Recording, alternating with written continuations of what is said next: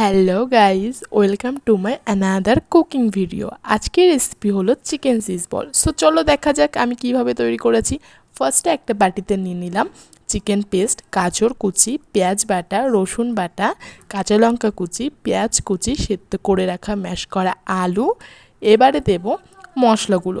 ফার্স্টে দিলাম ম্যাগি মশলা, লঙ্কার গুঁড়ো, হলুদ গুঁড়ো, স্বাদ মতো নুন, জিরে গুঁড়ো, গরম মশলা গুঁড়ো, অল্প পরিমাণে সয়া সস, এক টুকরো লেবুর রস দিয়ে ভালো করে মেখে নিয়ে তার মধ্যে দিলাম অল্প পরিমাণে সাদা তেল, যাতে মশলার গুলো ভালো করে চিকেনের মধ্যে চলে যায়। আর দেব কর্নফ্লাওয়ার, যাতে আর একটু স্টিকি হয়। এবার মিশ্রণটা থেকে কিছুটা পরিমাণ চিকেন নিয়ে গোল করে তার মধ্যে এক টুকরো চিজ দিয়ে ডিমের গোলায় দিয়ে ব্রেড ক্রাম্বসে কোটিং করে নিয়েছি। আমি ডবল কোটিং করেছি, তোমরা চাইলে সিঙ্গেল কোটিংও করতে পারো। এক এক করে সব বলগুলো করে নিয়ে ফ্রিজে রেখে দিয়েছিলাম আধা ঘন্টার জন্য। ফ্রিজ থেকে বের করে নিলেই ফ্রাই করার জন্য একদম রেডি চিকেন চিজ বল।